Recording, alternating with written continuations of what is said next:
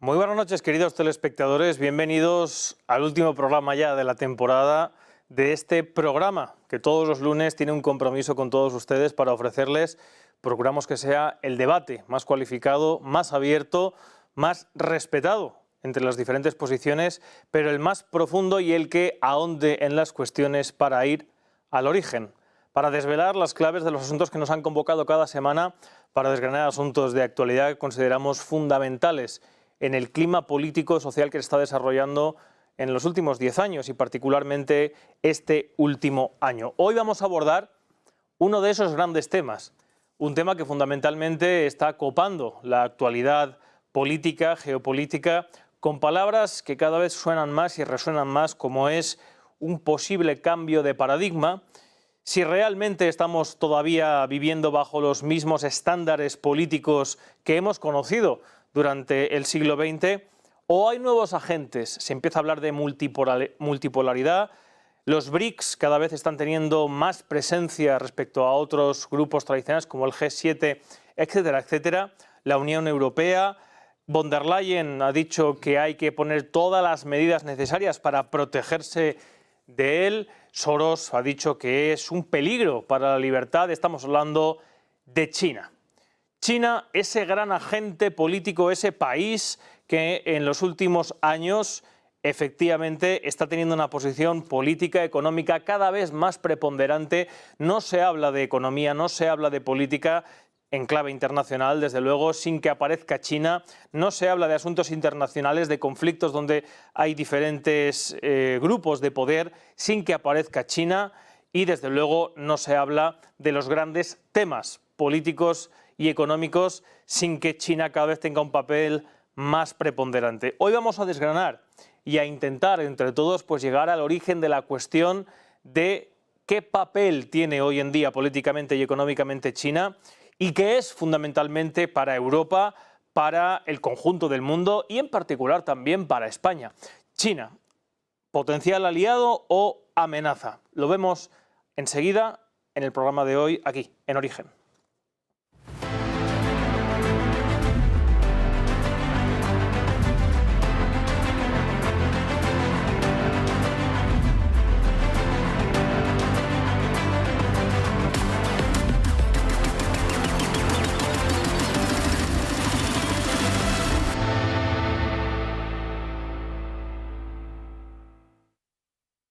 Para hablar de China en clave cultural, histórica, pero fundamentalmente en clave económica y en clave política, tenemos a 4 personas que, como siempre, nos van a ofrecer puntos de vista excelsos sobre dicha cuestión.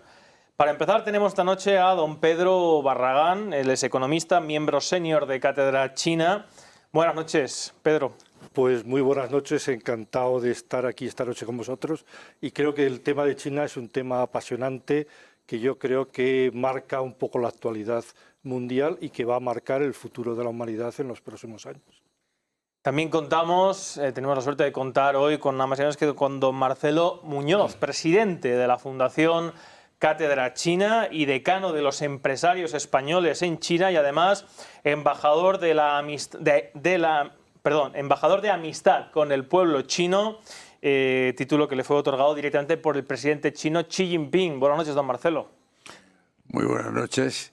Llevo 46 años trabajando con China, entonces creo que puedo decir algo de lo que he visto, vivido y pateado en este país, recorriéndolo, puedo decir de punta a rabo. He visitado más de 100 ciudades, cientos de aldeas y multitud de empresas. O sea que algo creo que puedo decir. Seguro que sí. También contamos, para abordar la cuestión del tema de hoy, a don Manuel Herranz Martín, que es exdirector del Diploma de Estudios Chinos en el Instituto Complutense de Estudios Internacionales de la Universidad Complutense de Madrid. Contamos con la misma alma mater. Buenas noches, mucho gusto. Estoy encantado de estar aquí y de poder transmitir un conocimiento adquirido sobre China durante muchos años, desde el año 93, que fundé en Pekín la oficina del Instituto Complutense de Asia y luego la dirigí hasta el año 96 y ya mi vida se vinculó a China de modo inapelable, primero en el mundo de los negocios hasta el año 2016, que pasé a ser director del instituto, y he estado en diversas instituciones universitarias, tanto en España como en China, impartiendo relaciones internacionales y asuntos relativos precisamente a lo que nos compete ahora, que es el devenir del mundo en el que efectivamente comparto. China tiene un papel predominante. Pues gracias, Manuel, por complementar tan perfectamente mi presentación.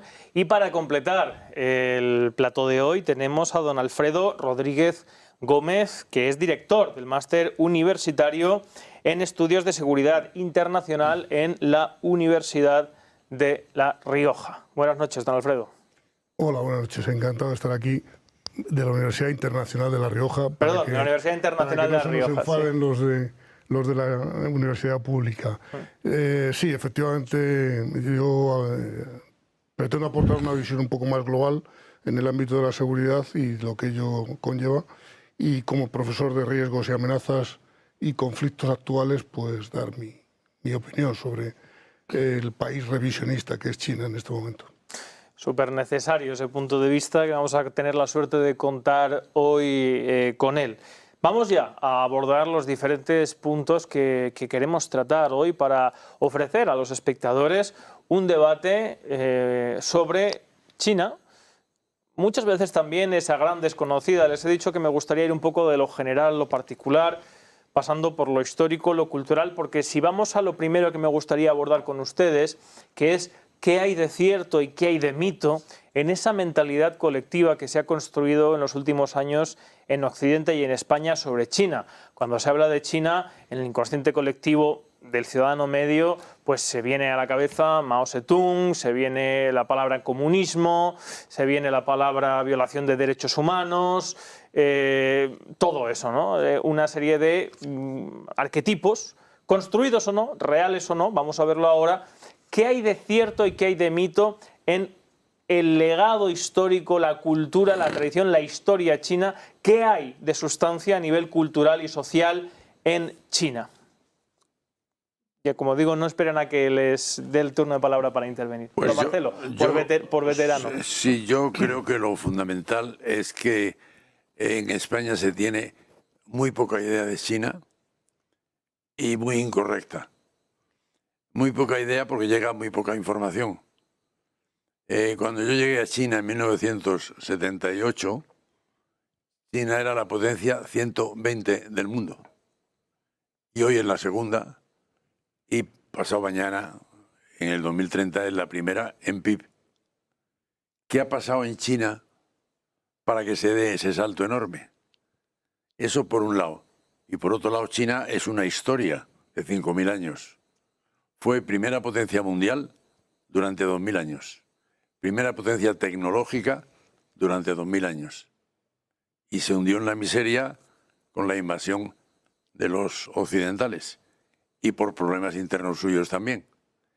Y luego, desde el año 78, resurge la reemergencia de China y vuelve a ocupar el puesto que le corresponde en el mundo como la cuarta parte de la humanidad y la cuarta parte de la riqueza del mundo.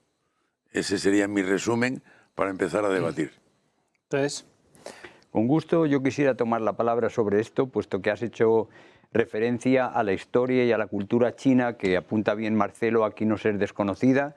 Yo quiero en este punto señalar que es mi especialidad, puesto que tengo 3 libros sobre China. El primero de 2012 se llama Sabiduría China. En el 19 publiqué los textos filosóficos completos del moísmo, que es, en mi opinión, el filósofo chino principal. Y recientemente he publicado en el año 21 los textos de los 3 de los 4 clásicos confucianos. Uno es los Analectos de Confucio y los otros son el Gran Estudio, el Justo Medio y una selección del Mencio, que es el otro gran filósofo confuciano. Entonces, me parece oportuno comunicar en esta ocasión qué es lo que tiene, según mi opinión, de específico la cultura china, y es algo que nos va a ser, en cierto modo, bastante afín. Es decir, según mi punto de vista, cada civilización tiene una proyección de poder y tiene una proyección cultural. La proyección cultural de China principal es su idea de que ellos comprenden que el problema que tienen los humanos es la toma de decisiones excluyente. Si tú tomas decisiones unilaterales y tú otras decisiones y el otro otras decisiones, vamos a enfrentarnos lógicamente. Entonces, ¿cómo podemos encontrar orden? ¿Cómo podemos encontrar paz? ¿Cómo podemos hacer que el mundo funcione? Pues esa es una idea básica de la proyección cultural y también ideológica de las dinastías antiguas chinas, que luego recoge Confucio y es parte troncal de la expresión de China al mundo, el imperio del centro que da orden al resto del mundo. Entonces, con una ideología de este modo, tú puedes acercarte a los otros pueblos y proponerles un pacto de convivencia según la civilización que tú has alcanzado y lo que les ofreces. Y luego vemos que esto es algo que en nuestro día se ha olvidado, pero que nosotros poseemos este mismo carácter en Occidente. Concretamente, será extraño para muchos saber que del siglo III a.C. al siglo III después de Cristo, la corriente ideológica principal en Occidente, y me refiero desde España, la península ibérica, hasta la India, es decir, el Imperio Romano, el Imperio Helénico, la corriente principal filosófica es el cosmopolitanismo. Tienen la misma idea, es decir, la misma idea. Si tomamos decisiones unilaterales, vamos al enfrentamiento. Lo que pasa es que eso el Estado no lo puede, no es una ideología que un Estado pueda asumir y hacerse fuerte entre los otros. Entonces, ¿cuál es la solución? Pues vino el cristianismo y en nuestro ámbito occidental esa expresión y esa idea de la convivencia humana y de la paz se ha manifestado en las formas religiosas que son el cristianismo, y concretamente un desarrollo de eso es el catolicismo, que precisamente significa universalismo español, que con esa misma ideología y esa misma proyección se dirige a América. Y cuando van, el mismo España que se comunica con los chinos en Filipinas por el galeón de Manila, les propone, oye, que yo te ofrezco esta ideología para que tú te unas a nuestra proyección de unidad y de paz universal y de orden, y los chinos dicen, pero si es igual que en la nuestra, si realmente Confucio lo que propone es que la confrontación tiene que venir de la toma de decisiones incluyente. Pero los chinos, ellos ven que en ellos no necesitan a Dios, que esto... es una filosofía más que una religión, el confucianismo. Es una filosofía, efectivamente. Entonces, el proyecto confuciano no está basado en un Dios, porque a fin de cuentas, ¿qué es lo que ha pasado con el cosmopolitanismo? Que se ha transformado en un Dios que nos hace a todos hermanos, pero ese Dios, el que tiene el contacto con el Dios, es a fin de cuentas el que te dice, esto es la verdad, y tú lo tienes que creer. Y exactamente igual les ha pasado también a los chinos, que realmente Confucio habla del mandato del cielo, que es Tien Min. Min es mandato, orden. Él manda y tú tienes que obedecer, y el que da la unidad al mundo es el Hijo del Cielo. Sin embargo, del filósofo que yo tengo este interés especial y que me parece que él es el filósofo chino más importante, que es Mozi, para Mozi no hay Tien Min, sino Tien Chi. Y Tien Chi es voluntad del cielo. Y voluntad del cielo es que el cielo ha dispuesto las cosas para que vivamos conjuntamente, todos unidos, pero... O sea, la armonía de la naturaleza, sí, una armonía entre los seres humanos, como Emerson. Sí, y que lo ha dispuesto así, que si vivimos separados, vamos a la confrontación. Si vivimos unidos, nos interesa el bien común.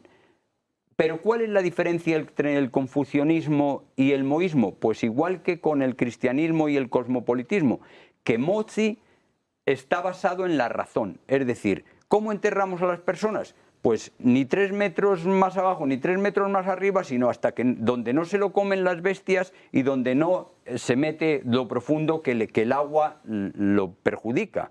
Es decir, aspectos racionales que nos hacen hacer las cosas racionalmente, mientras que el confucianismo no. El confucianismo está basado en el secreto y en el rito. Es decir, aspectos irracionales que tú tienes que asumir para integrarte. ¿Por qué? Porque no se podía construir esa unidad humana en ese tiempo.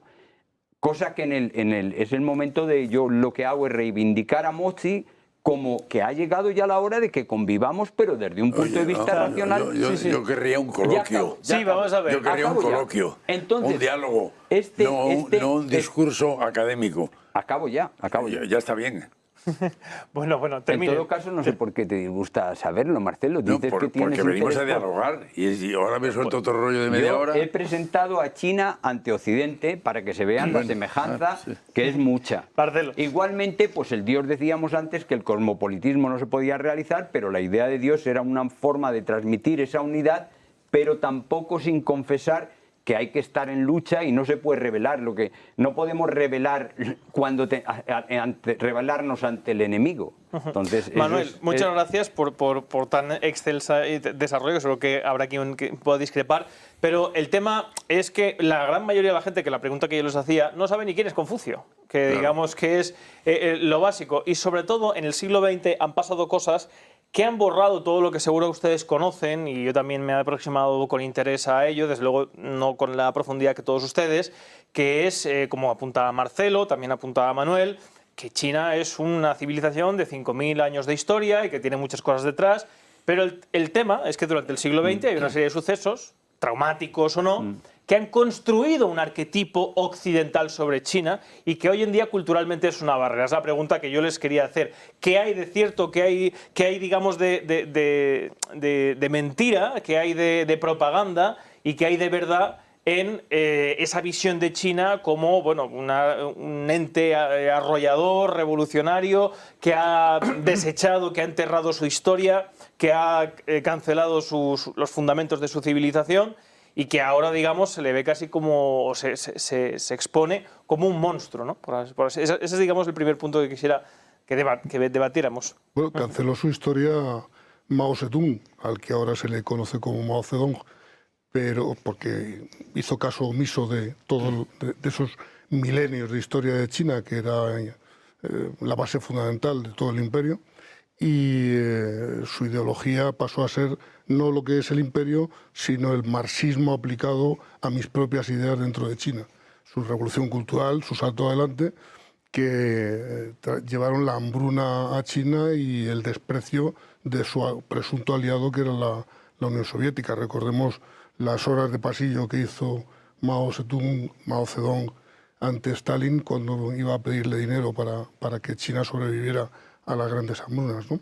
Sin embargo, efectivamente, a la muerte de Mao Zedong, un tal Deng Xiaoping, que ha salido en nuestra conversación de pasillo hace unos instantes, se dio cuenta de que el camino no era el de la gran revolución cultural, ni del gran salto adelante, ni muchísimo menos, sino liberar la economía y dejar al partido.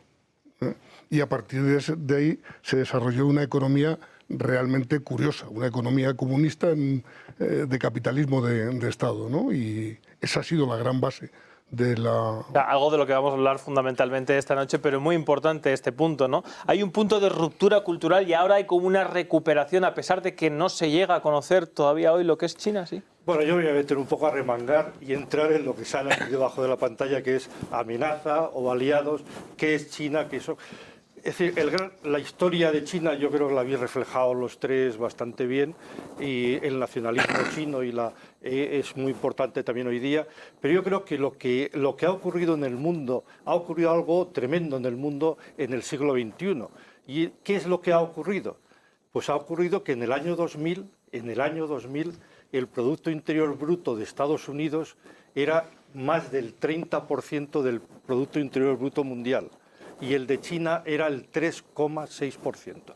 O sea, 30% y 3%, y el resto 66% el resto del mundo. En el año 2021, los últimos datos comparativos de todo el mundo del Banco Mundial, y en PPA, en poder de compra de las monedas para corregir los efectos monetarios, ¿la situación cuál es? La situación es que el PIB de Estados Unidos es el 16 y pico %, algo un poquito más que la mitad de lo que representaba en el año 2000, en 21 años.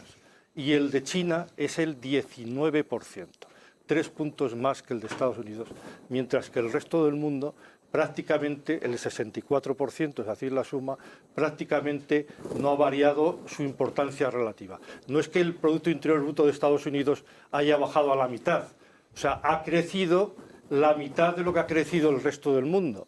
¿Entendéis lo que quiero decir? Esto es el porcentaje que Estados Unidos representaba en el año 2000 y lo que representa en el año 2021. Claro, esto ha movido la historia de Occidente, porque Estados Unidos ni acepta ni quiere aceptar que ningún país le sorpase. Es decir, China, la economía china tiene una capacidad de crecimiento espectacular. No solo ha sacado a los 800 millones de chinos que estaban en la pobreza extrema y los ha llevado y los está llevando según la ONU, según por si alguno y el duda, Banco Mundial y todos los organismos, y los está llevando a la clase media más potente y más grande que hay ahora mismo en la Tierra, sino que además está siendo un referente para que todo lo que se ha dado en llamar el sur global tenga un elemento, un punto de referencia de cómo llegar o de cómo ser capaz de llegar a cotas de desarrollo por caminos diferentes de los que ha sido el colonialismo o el sistema occidental. Esa es la gran historia. Claro, en el momento, o sea, China ha sido para los países occidentales y las empresas occidentales ha sido el dorado, ha sido todos estos años el dorado donde todas las empresas occidentales han invertido, han ganado, siguen invirtiendo y siguen ganando en China. Todas las grandes multinacionales. Disiento. Marcelo sabe bien que casi todas perdían. Y casi todas las multinacionales, desde Apple a todas ellas, tienen grandes inversiones, toda la industria automovilística, etcétera, en China. Pero claro, en el momento en que China ha sobrepasado y ha pegado este cambio bestial con Estados Unidos, han saltado las alarmas y ha comenzado la guerra comercial y la guerra económica contra China. El objetivo, pues lo ha dicho la OTAN estos días, lo dice cada reunión del G7, hay que tomar medidas para intentar parar la economía china, bloquear la economía china con la guerra de chips, de los semiconductores, con los mecanismos que se pueda, para impedir que siga adelante ese crecimiento que ha desbancado Occidente y que ha conseguido demostrar que es mucho más eficaz económicamente que las políticas neoliberales occidentales. Para mí, esto es lo que hemos visto en los últimos días, los últimos 20 años, lo que llevamos del siglo XXI, y lo que ha cambiado el mundo. Entonces, claro, sí, esto ha movido antes de entrar en todo lo que estabas apuntando, Pedro, que me parece muy acertado, pero porque tengan en cuenta una cosa, obviamente vamos a hablar esta noche de cuestiones económicas, de cuestiones políticas y también de cuestiones ideológicas, porque es lo primero que se queda a la gente. La gente en sí piensa hoy en día, por desgracia, pero bueno, generalmente el ser humano es así, en bueno o malo. Y hoy en día la conciencia colectiva o el grueso de las sociedades occidentales, de la Unión Europea, Estados Unidos, etcétera, etcétera, no piensan en China como algo bueno, sino como, pues eso, tienen, por ejemplo, el arquetipo de la plaza de Tiananmen, etcétera, etcétera. Por eso yo les ofrecía este primer bloque, que podemos pasar enseguida al segundo, para ver qué hay de verdad y qué hay de mentira en esa China, digo, como vemos, como se ve hoy en día socialmente en Occidente como una amenaza. No sé, Marcelo, si quería apuntar algo. Sí, quería añadir dos cosas. Vamos a ver. Hace 3 meses contribuimos a llevar a China a un grupo de jóvenes españoles de tipo medio, bastante conscientes políticamente. No iban de turismo. Y al final del viaje tuvimos una reunión y les pedimos un resumen. Prácticamente de los 12 que iban en el grupo, la mitad resumieron su viaje en una frase: hemos visto el futuro. Jóvenes de hoy que van a vivir el siglo XXI. Otro dato, por otro lado, India tiene la misma población que China. Un poquito más. Bueno, 3 o 4, aproximadamente. Sí, bueno. 50 millones más o menos, en 1.400 millones da igual. 100 millones en este momento, Sí, o sea bueno, que bueno. un poquito más, la India, vale, da igual, aproximadamente. ¿Qué pasaría en el mundo si en la India se hubiera dado un proceso de transformación como en China. En todos los sentidos. Teníamos en otro mundo. ¿Qué miedo tenemos a eso? ¿Por qué tenemos miedo al progreso tremendo que ha habido en China? ¿Por qué tenemos miedo a que... ¿Cuáles han sido las claves que han hecho posible esa transformación de China? Y no de India. Y no de África, que tiene también 1.400 millones. Por cierto, África está creciendo mucho. De los 10 países de más crecimiento económico del mundo, 6 son africanos, gracias a la presencia china en gran parte. ¿Por qué tenemos miedo a eso? Sí, pero Marcelo, hay que entender que la gente, más que los datos económicos y tecnológicos, por ejemplo, piensa más en la falta de libertad. Por ejemplo. ¿Qué es la libertad? O sea, yo no he visto en España, en ninguna universidad, ni en ningún centro de estudios, una libertad de pensamiento tan profunda como en China. Pues no has estado en la mía. ¿Eh? Que no habrás estado en la mía. Tengo absolutamente... No, yo digo China. Yo te estás diciendo que no has visto ninguna universidad en España con la libertad que hay en China. Yo discrepo Bueno, vale, de una vale. forma... Sí, admito la discrepancia. Pero mi experiencia... Un segundo, que responda Marcelo y después... Sigue. No, digo que yo que no he visto esa libertad y llevamos alumnos a China, entre otras cosas, a Shanghái, y cuando vuelven dicen, para empezar, no podemos entrar en Internet, ya hay menos libertad, no se puede entrar, no puedes opinar, estás vigilado permanentemente. Tienen que ir a sitios exactamente medidos en donde tienen que hacer lo que se les dice por parte del gobierno chino y del partido chino. Eso es falso. Yo he estado en China y he ido donde me ha dado la gana. Yo he estado en China y me he movido por el metro donde he querido, entrar, he salido y nadie, aparte de querer hacer fotos con mi hija por el color del pelo, quiero decir yo, nadie me ha puesto es un mito. Lo que está planteando Alfredo entonces es un mito. Eso es falso. O eso es una falsedad. Es falso que no hay eso es libertad. Propaganda política. Es falso que no hay libertad de partidos en Yo he China. vivido en China... Es falso porque en China hay 9 partidos en el Parlamento. ¿Y quién gana las elecciones? Pues, por ejemplo, Según militantes del las Partido Comunista elecciones. China, solo hay el 30% en la Asamblea Nacional. Sí. Quiero decir yo... ¿Y se cambia de líder en las elecciones? Pues igual que en Estados Unidos. Y no le pegan un tiro para cambiarlo. ¿Perdón? ¿Igual que en China, Estados Unidos? Sí, cada 2 legislaturas o las que determina la Constitución se cambia el dirigente y el presidente de China. Perdón, Se ha vendido una teoría Xi Jinping de que está China, nombrado como China presidente vitalicio. No, eso es falso. Eso es falso. ¿Por qué es falso? Eso es porque es falso. no es verdad. Porque es mentira. No, es verdad. No, Se ha no, admitido. Antes eran 2 términos, ahora ya Xi Jinping... Xi Jinping fue nombrado se le ha prorrogado 5 presidente años. vitalicio. Que eso es falso. Eso es una... Que no. Eso es cual todos los Bueno, se ha prorrogado, vale. O sea, que que China lo es una miren en democracia. Internet ahora. China es un Estado de Bueno, a ver, Derecho. no hablen todos a la vez. Yo creo que los telespectadores pueden buscar Que miren- si se ha que miren en Internet si ha si nombrado... A ver, para que todo el mundo lo entienda, a título vitalicio ¿Puedo es hacer una pregunta? hasta que se muera. Y eso no ¿Puedo hacer es. una pregunta? ¿China vamos es a un ver. Estado de Derecho? Sí, Espérate. totalmente. Y además Pero Estado de Derecho no es lo mismo que democracia, ¿eh? Estado de Derecho es donde impera la ley. Y es una democracia. No. Estado de y además Derecho es donde hay separación. No. Existe libertad. A la generación occidental se intenta aplicar a China todos los clichés que se han aplicado a lo que fue la Unión Soviética y los países del este de Europa.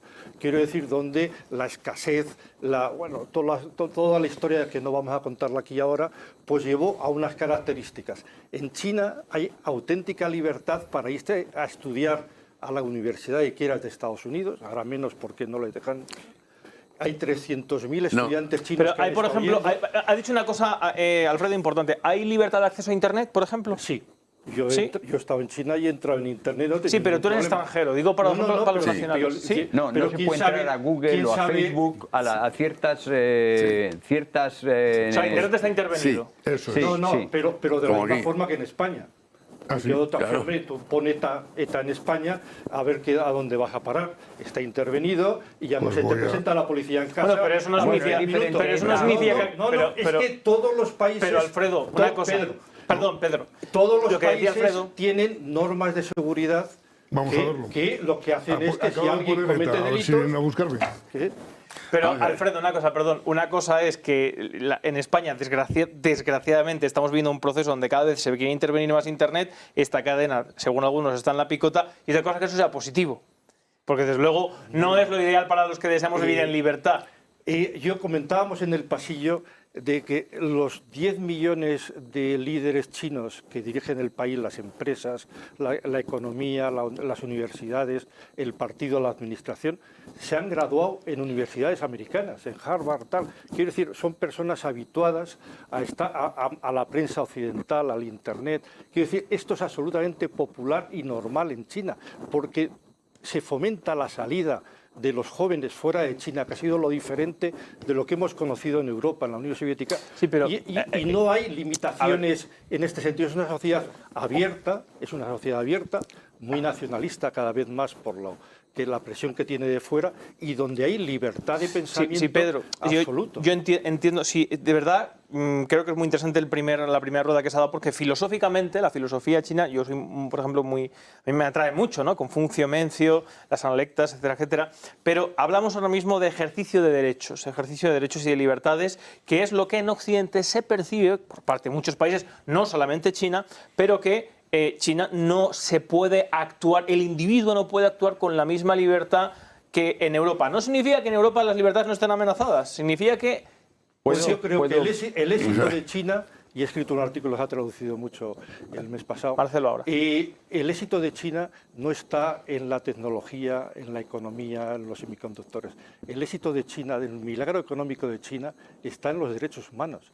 China tiene una potencia en los derechos humanos, en la educación, en la sanidad, en los servicios sociales, que ha generado una clase social empleada, capaz de mover la economía, de dispararla, de ser líder en investigación y desarrollo.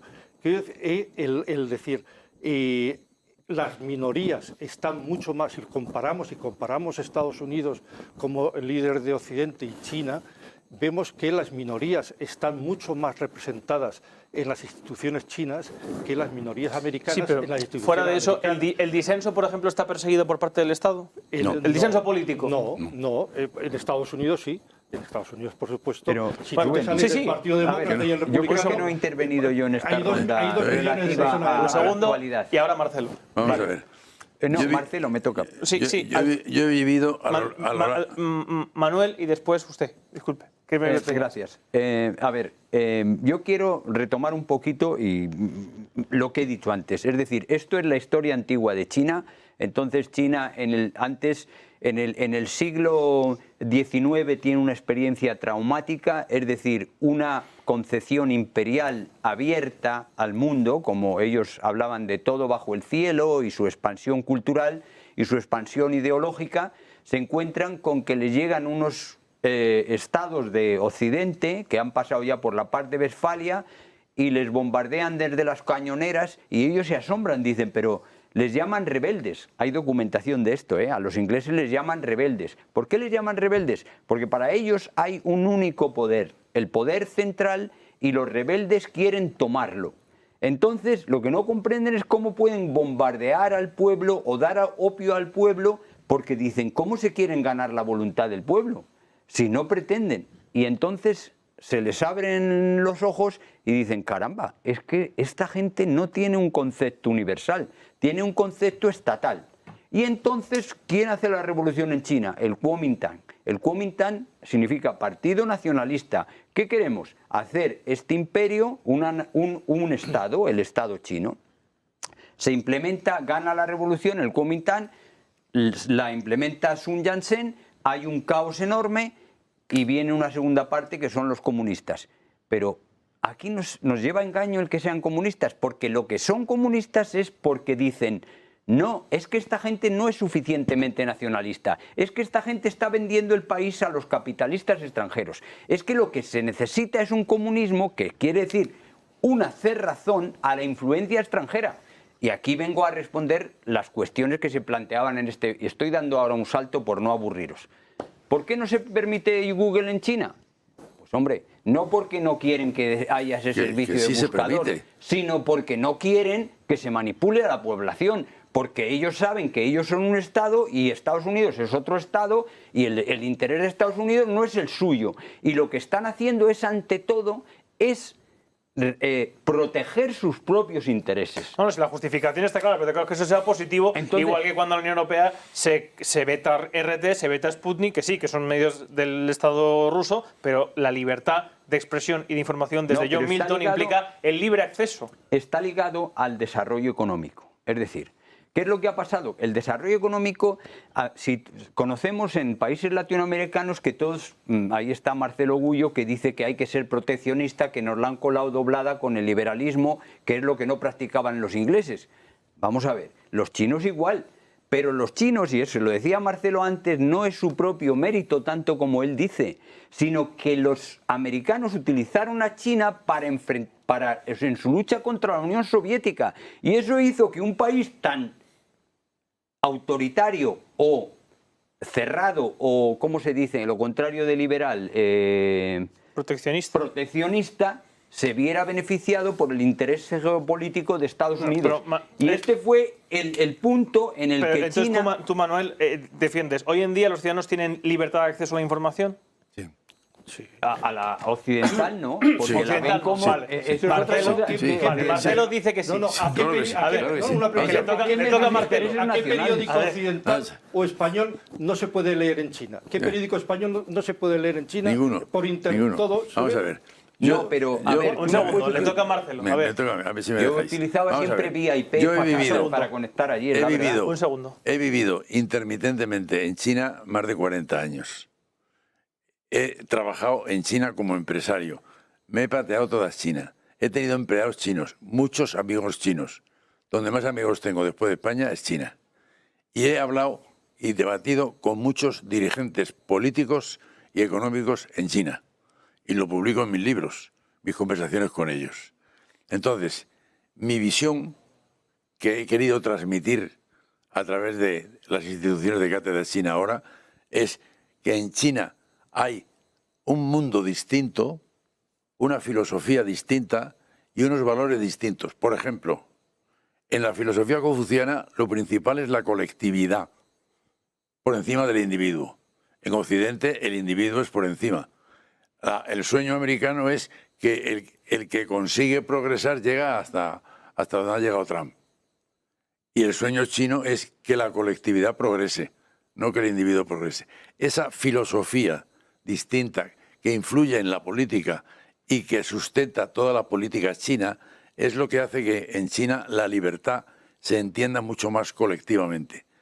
Desde ese punto de vista, yo me he recorrido toda China, he hablado con todo el mundo, mis amigos chinos han hablado con todo el mundo, he tenido amigos de diversos partidos, he tenido al lado en mesas provinciales de provincias de 100 millones de habitantes al vicegobernador que pertenecía a otro partido y era el vicegobernador elegido en las elecciones propias de China. Lo que pasa es que su concepción de la libertad, de la colectividad y de la sociedad es distinta.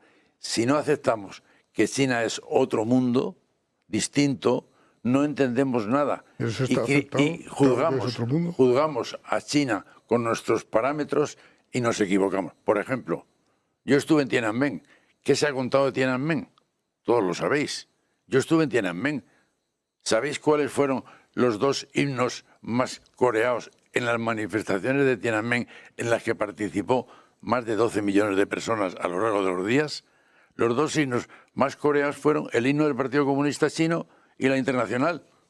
Y era la sublevación por la democracia y no sé qué.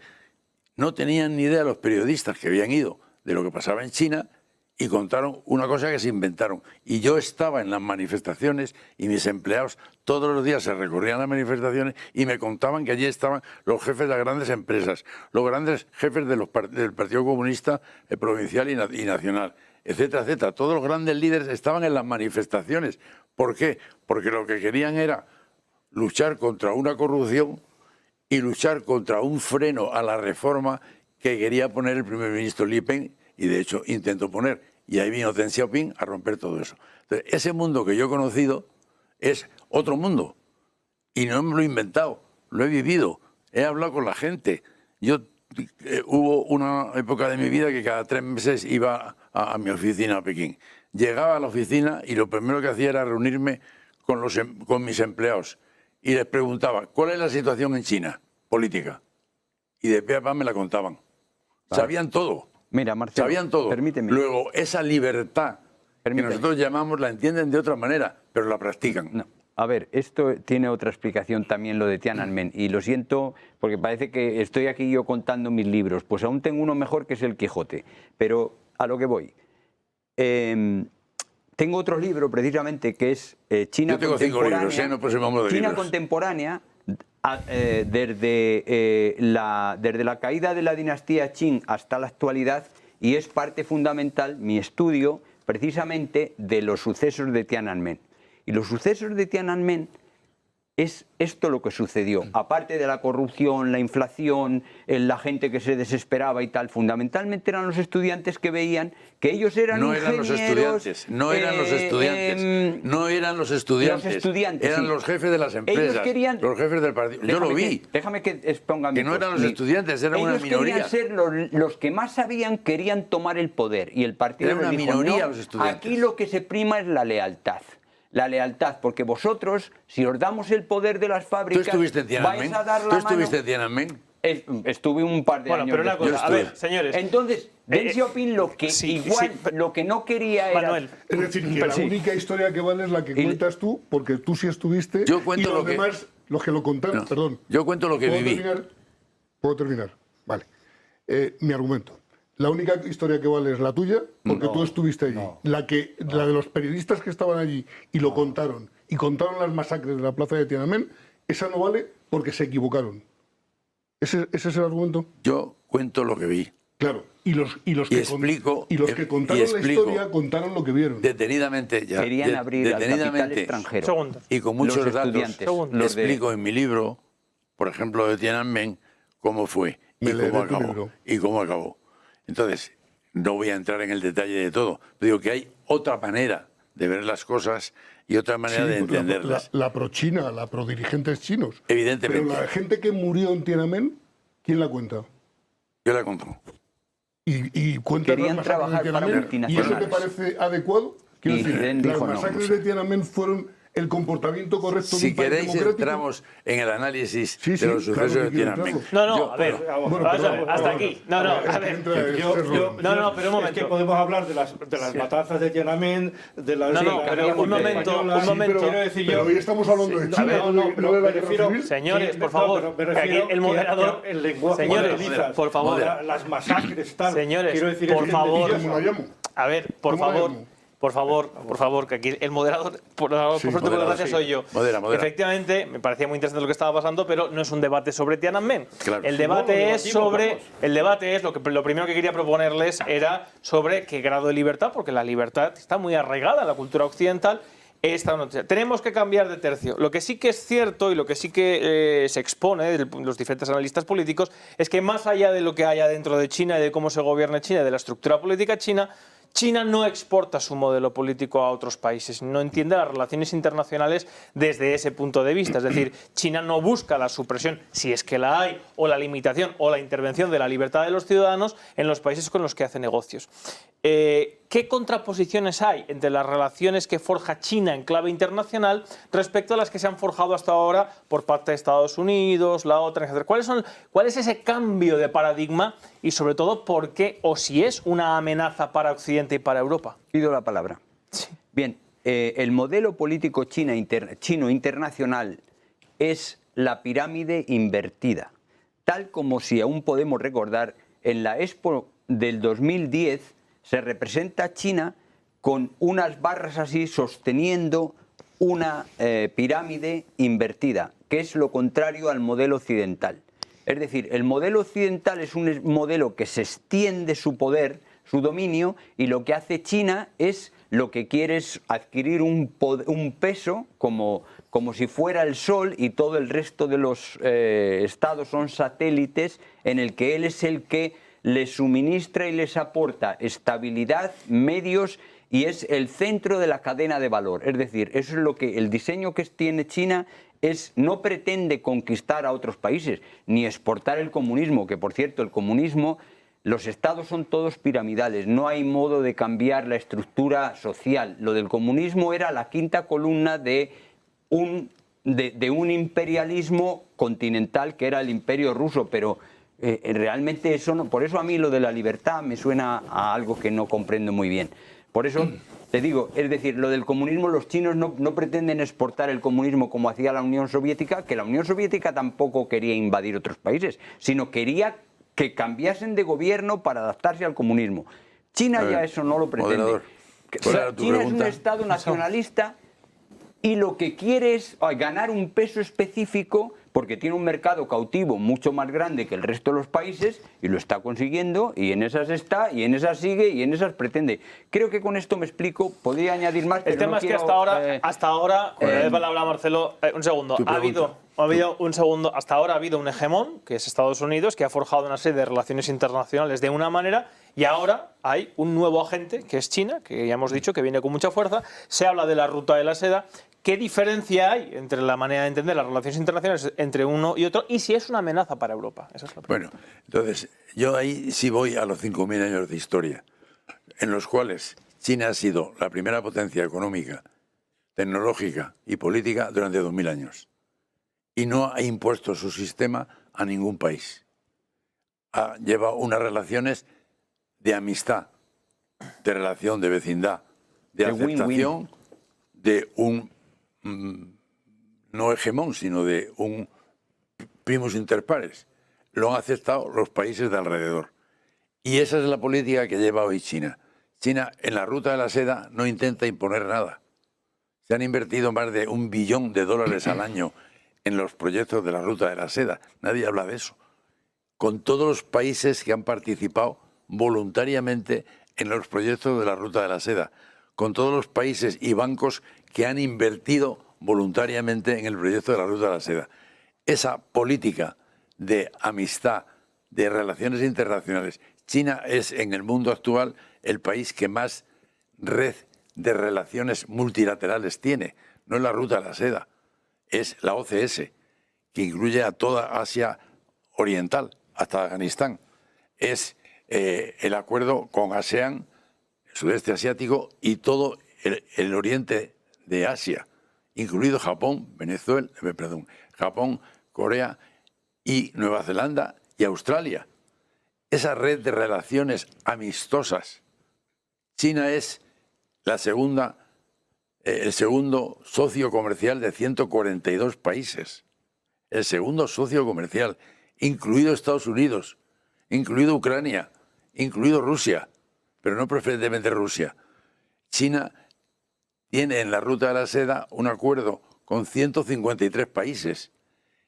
Esa es la red de relaciones pacíficas que China trae al siglo XXI. Y luego, en la filosofía profunda de la política china, que es confuciana más que marxista, en esa filosofía profunda, lo principal es la paz, lo principal es el diálogo, lo principal es la negociación, nunca el conflicto, porque rompe la armonía, nunca la guerra, no quiere ninguna guerra.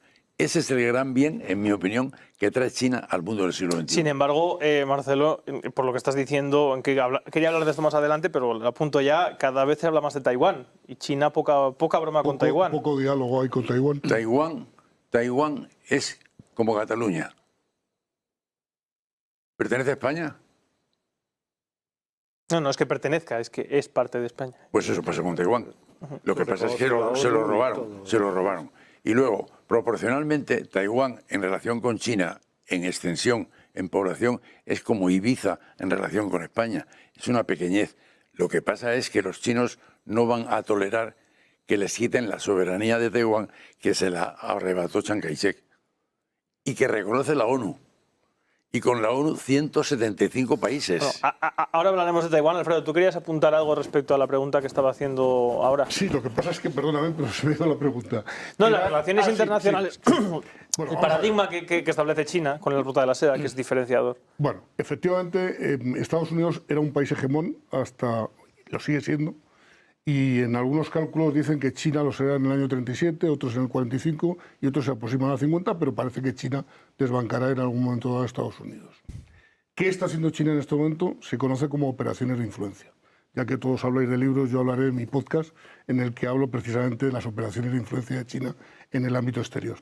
China entra en África por 3 sitios distintos con la intención de converger en el centro y llevarse a África a sus intereses. China tiene el puerto del Pireo. El puerto del Pireo es chino. El puerto de Valencia es chino. El puerto de Bilbao es chino. China construye un puerto a 15 minutos andando del puerto que tiene Estados Unidos en Djibouti. A Somalia la construyeron en el Cuerno de África, de hecho. Efectivamente. China está construyendo un puerto, ¿cómo se llama? No me acuerdo el nombre, muy cerquita de Lima, en Perú. China le compra a Perú las materias primas en bruto, las manufactura en barcos y se las devuelve a Perú y se las vende con un coste, con un valor añadido, ¿no? Es legítimo. O sea, nosotros le compramos a China sus productos, es legítimo. O sea, nada que... Pero China, efectivamente... ¿Es legítimo? Sí, sí, claro. Pero eso no quiere decir que no sea peligroso. ¿Que no sea? Peligroso para los valores occidentales. Para los que creemos en Occidente y no creemos en los valores chinos como valores. China tiene como un valores acuerdo. imperialistas. ¿Es o no es imperialista China? No, en absoluto. No, en absoluto. China es un país revisionista. En ¿Qué absoluto. quiere?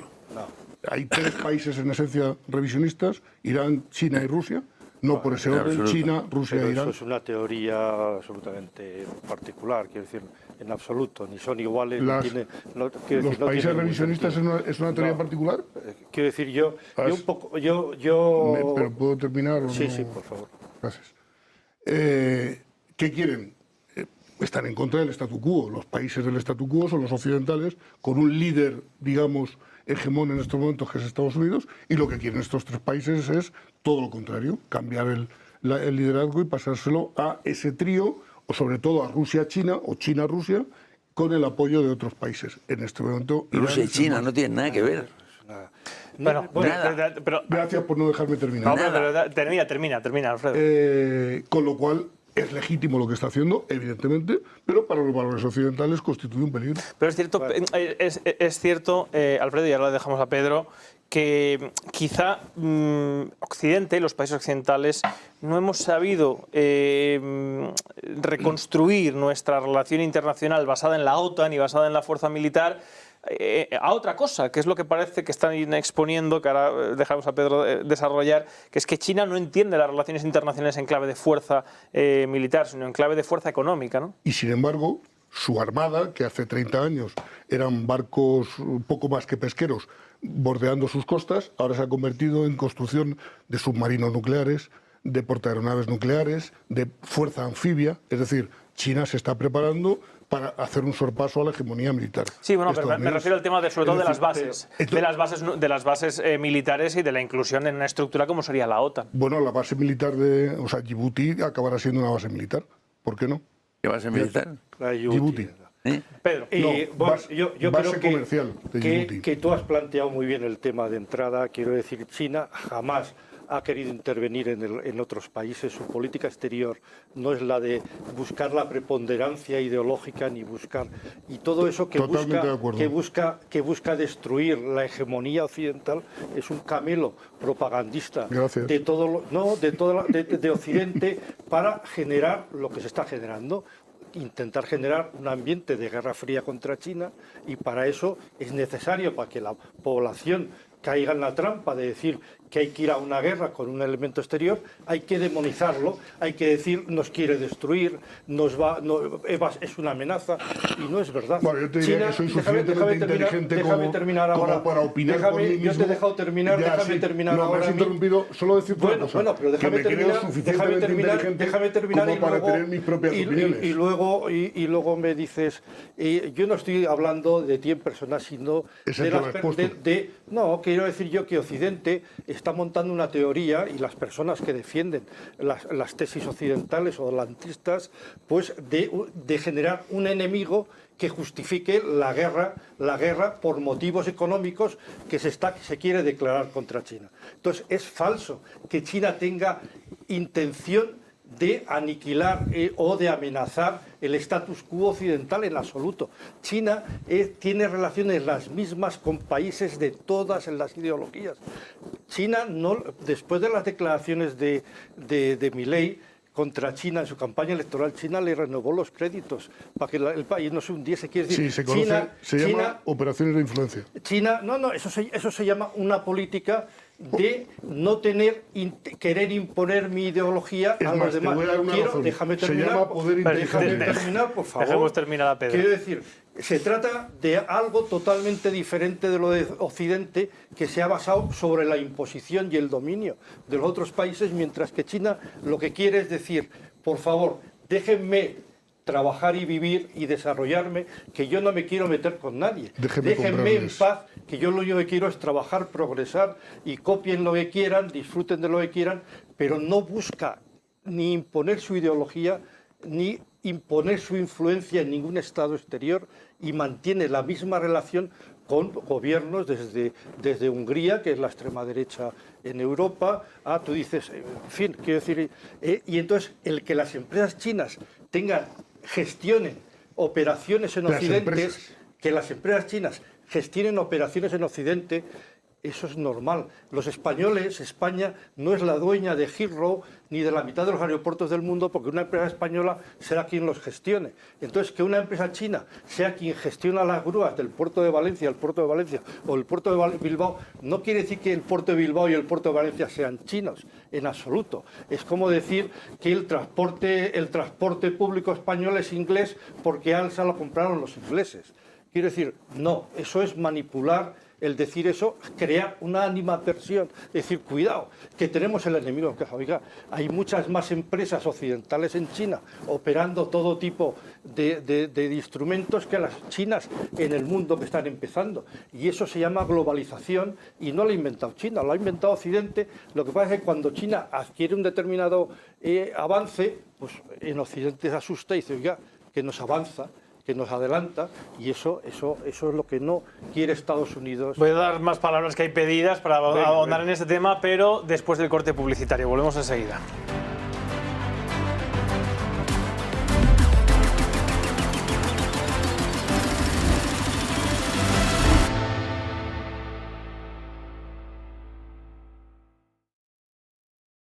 Pues estamos de vuelta en este acalorado debate interesantísimo que ha seguido incluso durante el corte publicitario. Hoy me están haciendo sudar los invitados, pero bueno, pues siempre es por una buena causa. Yo sé que está todo fantásticamente centrado en los temas que sé que más les ocupan, lo cual para mí es lo fundamental. ¿Tenía Marcelo pedida la palabra? Sí, vamos a ver. Hace un año aproximadamente, el señor Blinken fue a dar una vuelta por África. Estados Unidos. El secretario de Estado de Estados Unidos. Porque se dieron cuenta que los chinos estaban muy presentes en Asia, en África, y entonces se les preocupaba. Y el primer viaje, si no mal no recuerdo, que visitó fue Senegal. Y el presidente de Senegal le recibió con este discurso. Está escrito, no me lo invento nada. Señor Blinken, ha llegado usted a mi país a través de un aeropuerto construido por los chinos. Y viene usted a la ciudad a través de una autopista construida por los chinos. Y se hospeda usted en un hotel construido por los chinos. ¿Qué hicieron ustedes en 400 años en África? Y después de esa introducción entró en el discurso diplomático. Pero es una realidad. China se reúne todos los años con todos los líderes africanos para debatir problemas tecnológicos, económicos y políticos.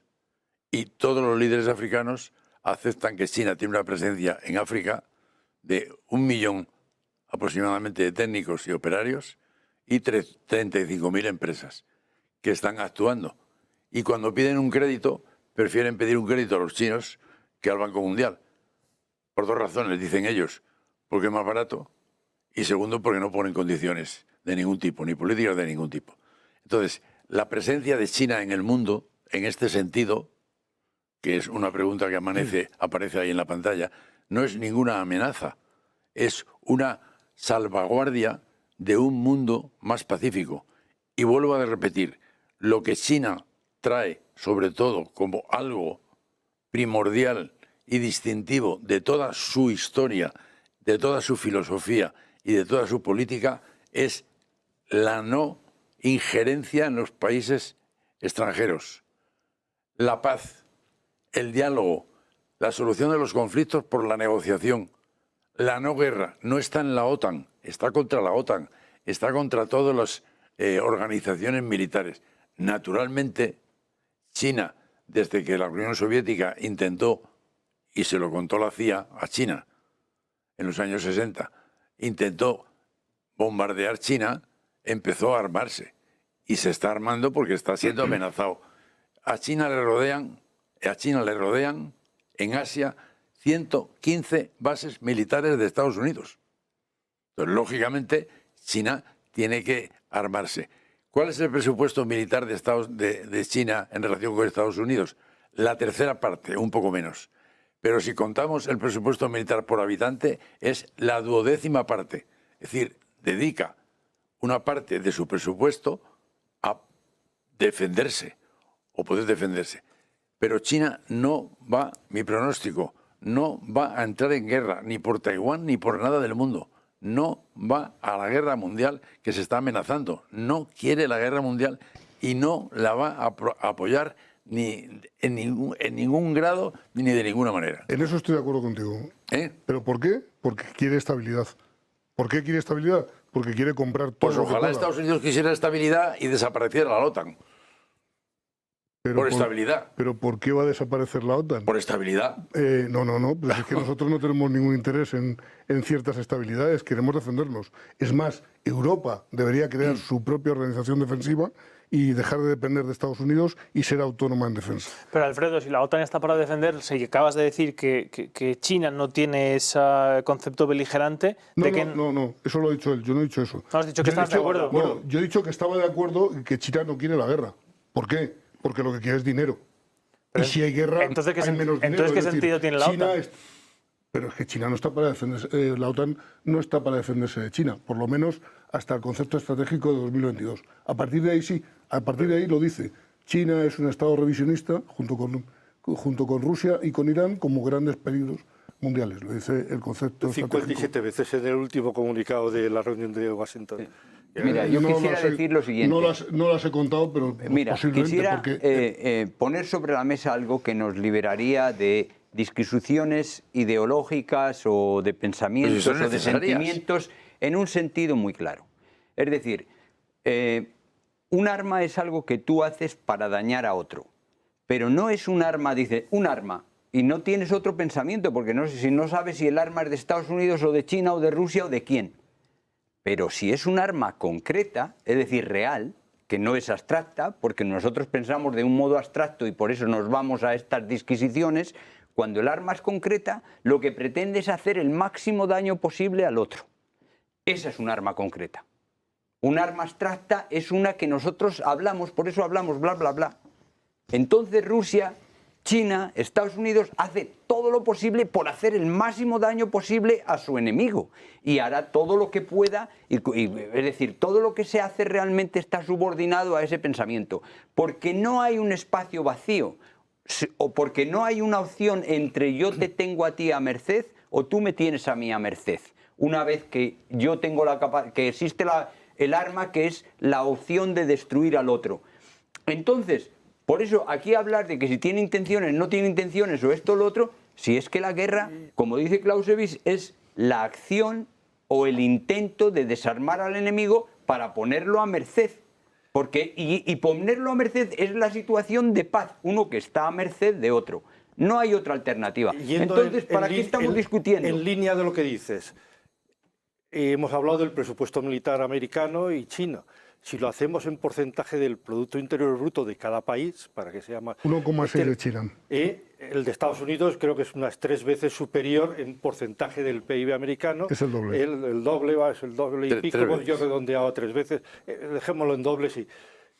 Mientras que China sí que apuesta por ganar, porque el presupuesto en educación en China es 4 veces el presupuesto en educación en Estados Unidos. Todos son armas. No hay aquí un parte del presupuesto. No quiero es el 100%. Quiero decir yo que donde apuesta China no es en el presupuesto militar, apuesta en el presupuesto de educación. Y esa es su gran victoria. Es ahí. es ahí donde está ganando la batalla y la guerra con Estados Unidos. Sin embargo, su armamento se ha puesto al nivel de los Estados Unidos, por su capacidad armamentística. Porque son mejores produciendo que Estados Unidos. Es que no se trata... por eso venden en todo el mundo. Porque la industria china es la más potente, la más avanzada, la tecnología...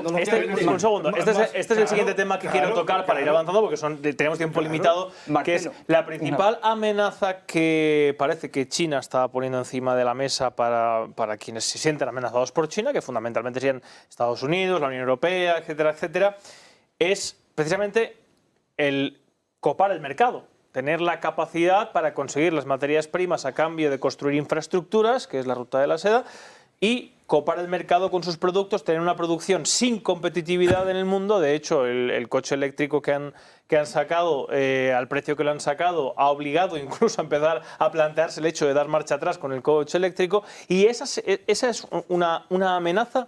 ¿Es una amenaza el hecho de que China pueda convertirse en un monopolio productivo? Sí, eso es una amenaza para la Tierra y la humanidad. El que en Europa echemos marcha atrás en las energías renovables por ir contra la economía de China, eso es un atentado a la historia, a la humanidad y a la Tierra, porque estamos en una crisis climática que es tremendo. Que Estados Unidos y Europa retrocedan en los objetivos de energías renovables y de los objetivos de eliminación del carbono por un problema de arruinar la economía china.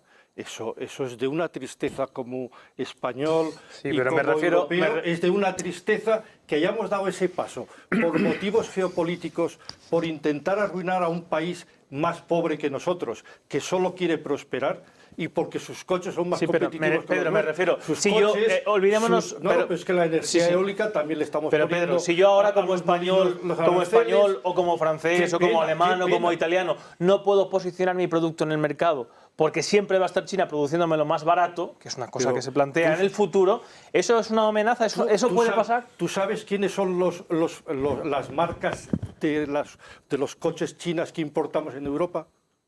Las marcas de los coches chinos que importamos en Europa son Volkswagen, BMW, Mercedes. MG. Quiero decir, MG también, pero MG es China. Pero quiero decir, los mayores, el 55% de los coches eléctricos que hemos importado en el año 2023 en Europa son de marcas europeas. Porque China está entrando en el mercado eléctrico a partir de finales del 23. Luego no se puede importar antes. Quiero decir yo que la marca más vendida, la marca más vendida de coches en China es Volkswagen. Sí, el 50% de los coches de Volkswagen en el mundo los venden en China. Ya la pijería de la clase media, de los 400 millones de clases... Pero esos son los eléctricos. Yo decía la totalidad de coches. La pijería de las clases medias de tener coches europeos se acaba. Pero si son coches fabricados en China, si es que Volkswagen tiene toda pero la pregunta que os estoy haciendo es si creéis que puede ser la capacidad de China una amenaza el hecho de copar todo el mercado productivo. No, porque todos los presidentes de todas las empresas automovilísticas europeas, todos lo he puesto. Bueno, pero no solamente hablamos de automóviles, hablamos de todo. No es copar todo el mercado, quiere estar en el top de la cadena de valor. Quiere estar en el top de la cadena de valor, es decir, eso es lo que le interesa. Está pasando etapas hasta posicionarse en que todos los productos top estén en China y el resto no es que produzca China todos los productos baratos, como has dicho, eso es erróneo. Él lo que quiere es escalar en la cadena de valor mundial. Unos producen materias primas, otros producen otra cosa, otros hacen manufactura, otros tal. El planteamiento de China es que está pasando etapas hasta dominar las tecnologías puntas. Sí, pero Alfredo, yo no he dicho que solo fabriquen lo barato. Perdón, Manuel. Alfredo, es usted, que no solo fabriquen lo barato. Estoy diciendo que cualquier cosa que tú compres, si la compras en un contenedor en China por AliExpress que te mandan 30.000 unidades, pues no puedes competir. No puede competir en el mercado, eso está pasando. Por eso sí. No, vamos a ver, estamos en una economía de mercado mundial, globalizado. Entonces, el que haya unos países que producen esto o lo otro es lo normal. El equilibrio del mercado es imposible. Hay libertad de mercado. Y cada país funciona como puede. ¿Qué hace China? China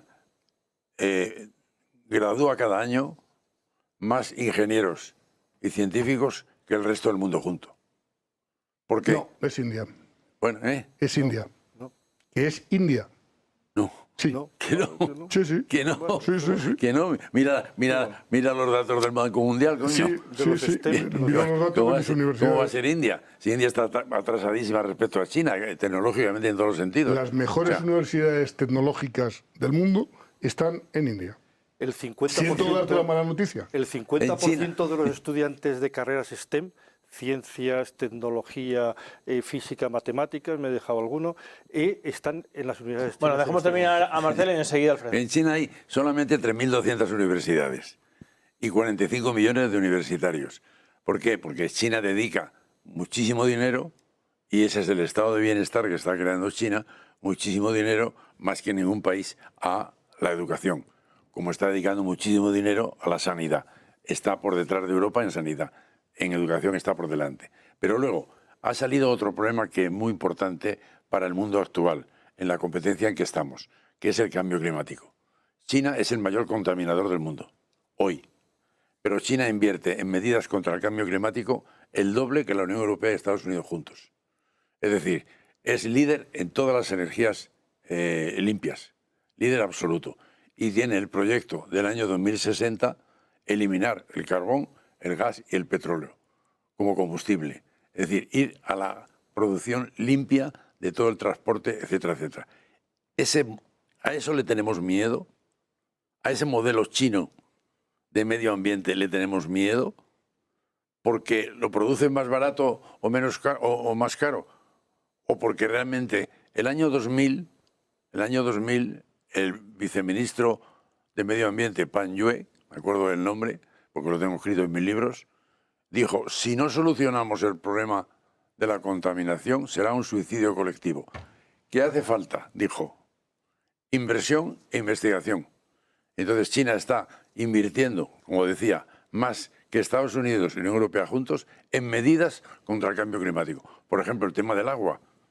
En China es portentosamente grave. Tiene el 20% de la media mundial por habitante. Tiene el 7% de las tierras cultivables del mundo. Y tiene la agricultura más próspera. ¿Qué hace? Grandes obras de trasvase del sur, donde hay agua, al norte. Hay 3 canales proyectados, 2 de más de 1.000 kilómetros que ya funcionan, que llevan una cantidad enorme de agua al norte, y el tercero, porque China con la filosofía confuciana trabaja para las próximas generaciones, el tercer canal se inaugura en el 2050. Es decir, lo están construyendo. Y no lo inauguran antes porque son terrenos muy dificultosos, con mucha montaña, mucho valle, etc. Entonces, frente al cambio climático, que es un tema que hoy, en el siglo XXI, fundamental para todos los ciudadanos de este planeta, China es quien va por delante en todos los terrenos y quien nos está marcando el camino de cómo tenemos que avanzar. ¿Por qué en China no hay incendios forestales? Que tiene la tercera superficie forestal del mundo. No hay incendios forestales. Si hubiese uno, todos los periódicos lo dirían, ¿no? ¿Por qué no hay incendios forestales? Pero la orografía es muy diferente. El bosque de aquí mediterráneo es muchísimo más seco. Tú te vas a Wuhan, por ejemplo, de donde venimos, y está todo lleno de lagos. Aquello es... No estoy hablando de eso, no estoy hablando de eso. Estoy hablando de que China es la tercera superficie forestada del mundo y no hay incendios forestales. Porque dice que el clima mediterráneo es más seco, ha dicho. Que va. Hay más Y desiertos aquí hay en mucho China más que en el seco, es Mediterráneo. mucho más seco el terreno aquí. Allí es un terreno con muchísima agua. Las 2/3 partes de China prácticamente son desérticas. Lo que pasa es que Pero ahí no estarán los árboles. Lo que pasa es que lo están reforestando. O sea, la obra maravillosa de la Muralla Verde, que quiere contener el desierto de Gobi, y lo está conteniendo, se empezó a construir el año 78 y se va a acabar el 2030, con 100 millones de árboles plantados para contener el desierto de Gobi, que es 2 veces España, y no es el mayor desierto de China. O sea que China tiene 2/3 partes de la tierra, pero no me refiero a eso, completamente desértica. Me refiero a que los incendios que hay en el mundo occidental y no occidental, que está ardiendo ya el mundo, en España, en Australia, en Nueva Zelanda, en China no hay incendios forestales, por pura tecnología. ¿Pero qué tecnología es esa? Pues tienen un sistema de vigilancia de los bosques con drones que en el momento que salta una chispa hay incendios. Dices que no hay incendios forestales. Pregunto. No, que hay, no hay. Pues las noticias te llevan a la contraria. Sustanciales. Hombre. Una Espérate serie de incendios registrados el fin de semana en las provincias chinas de Sichuan y Yunnan se saldan con al menos 4 muertos y la evacuación de casi 5.000 personas. Informaron este lunes. ¿Qué hectáreas quemadas? ¿Qué hectáreas quemadas? Pero claro que hay incendios. 5,33 Yo lo que digo... hectáreas en ese incendio Espera, concreto. déjame acabar 5 hectáreas. la explicación. Es que en España son miles de hectáreas las que tenemos. No, en un incendio. Es que no he seguido leyendo. Pero te digo... que no Bueno, he seguido leyendo. tampoco, a ver, me parece siempre interesante que pasan estas cosas, pero siempre hay un momento que tengo que cortar, porque la pregunta es si consideran una amenaza que China pueda monopolizar el mercado como parece que está pasando. La fabricación china no tiene competencia a día de hoy, en Europa por lo menos. Por ejemplo, Pedro. los coches exportados por China son el 15% de la producción nacional. Los coches exportados por Alemania son el 75% de la producción nacional de Alemania. ¿Y cuál ha sido la progresión que se ha producido? Quiero decir, hombre, quien invade de coches el mundo no es China, es Alemania. ¿Por qué nadie dice que Alemania tiene una supercapacidad arrasadora que no es China? Porque no se trata solamente de coches, se trata de todos los productos. Pero yo digo, pero es a los coches los que hablan todos los políticos los últimos meses. De Japón no me sé de memoria el porcentaje de la producción de coches que exporta Japón, pero está muy por encima de lo que era el mayor exportador de coches del mundo, por encima de Alemania, hasta el año pasado que lo ha adelantado. Lo digo China. porque, por ejemplo, la política que está llevando a cabo por parte de Estados Unidos y por parte de la Unión Europea es arancelar toda la producción china. Porque se quiere intentar bloquear el desarrollo de la economía china. ¿Y por qué? Lo he explicado al principio. Porque China está sorpasando a la economía norteamericana, han saltado las luces y hay que parar eso. Hay que crecimiento económico de China porque no puede ser que se convierta pero en el nuestra, mayor país del ¿nuestra mundo. industria puede llegar a estar en peligro por esa expansión de...? No. Pero la situación es que nos movemos en una situación en que ha habido un momento de globalización enorme con la entrada de China en la OMC. Y ahora, y China se ha beneficiado de ese... A ver, no pueden estar manteniendo un debate paralelo mientras habla. Perdona. Sí, que lo que estaba diciendo es que ahora Europa se replantea esto. Pero hasta hace poco hemos sido partidarios del liberalismo económico, de la globalización, del libre circulación de mercancías, y actualmente estamos entrando en un periodo, aquí tenemos a Trump como ejemplo, que pide medidas proteccionistas precisamente para no verse invadido por productos chinos. Entonces es un proceso que lo estamos viviendo y que no es una cuestión de ponerlo en duda, sino que es evidente. Es decir, se nos ha dado la vuelta a la tortilla. De hecho, siempre China dice que simplemente se ha jugado con las reglas de juego que se le pusieron. ¿Y cómo consigue esa ventaja? Pues trabajando 7 días a la semana los chinos, sin tener vacaciones y esforzándose muchísimo. Con mano de obra barata. Eso era antes. Bueno, yo no creo que haya mucho cambio, pero bueno, es decir... Bueno, vamos a... Por ejemplo, ¿tú crees que hay esclavitud en China? ¿O régimen de semiesclavitud? Yo lo he visto. No he vivido en China, pero sí he estado en China. Y yo lo he visto. ¿Pero ha vivido en China? ¿Ha vivido en China? No hay esclavos en China. El único país que tiene esclavos ¿qué parte de en el mundo ahora mismo es Estados Unidos, pero si los que tiene 2 millones de personas obligadas a No digo esclavos como tal, sino régimen. A ver, alguien que trabaja 7 días a la semana sin vacaciones, durante 12 horas al día... Yo me refiero a esclavos en el sentido de estar obligado por la ley. No son esclavos porque luego tiene el despegue de la economía china. El crecimiento de los salarios de China es 5 veces en los salarios del resto del mundo. Los salarios en el mundo han crecido en los últimos años de media, en los últimos 10 años. Subida de los salarios en China. Pero bueno, quiero decir voy a que ponerles, miren, voy a ponerles la caída de salarios un segundo, voy a ponerles un ejemplo para que yo quiero siempre, estoy pensando siempre en la gente que nos está viendo. Sí. Voy a ponerles un ejemplo extremo de un caso, de un tema que yo sí conozco porque soy un gran aficionado al tabaco, que es una de las cosas que conocen en el mundo gracias a España, al puro. Un torcedor de puros en Cuba gana alrededor de 20-30 euros al mes, pero produce 20.000 euros. ¿Esto pasa en China? Las grandes empresas en China, muchas de ellas Huawei, etcétera, son cooperativas, hay empresas privadas. El nivel de desigualdad que hay dentro de las empresas es diferente del de Occidente. Las empresas privadas en China funcionan como en cualquier parte del mundo, pero no destacan por tener un abanico salarial como las occidentales, es más reducido. Pero evidentemente las empresas privadas pues tienen sus diferentes... y además la preocupación social que hay en China en todos los medios de comunicación como conversación habitual de los periodistas de intentar reducir la presión laboral de los trabajadores, sobre todo en las grandes empresas, supone una concienciación social de que es muy importante la conciliación familiar, la reducción de las jornadas, que yo no lo veo en la prensa española, quiero decir, y que sí lo lees en la prensa china.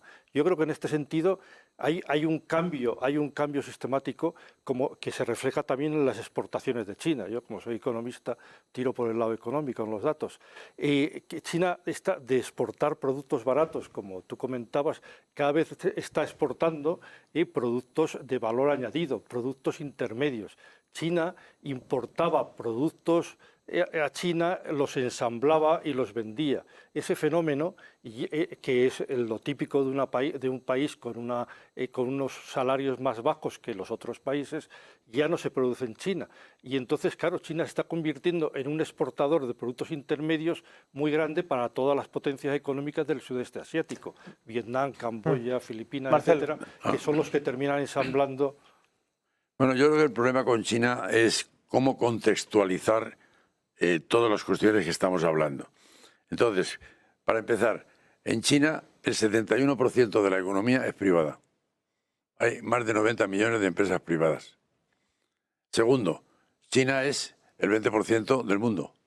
Luego, su producción en cualquier terreno tiene que ser por lo menos el 20% del mundo. Luego es una gran producción. Eso le permite a China, con un consumo interior tan brutal como tiene, de 1.450 millones, de alto poder adquisitivo, porque recordemos que en China hay más de 650 millones con poder adquisitivo superior a la media española, entonces consumen mucho, luego producen mucho, luego también pueden exportar mucho.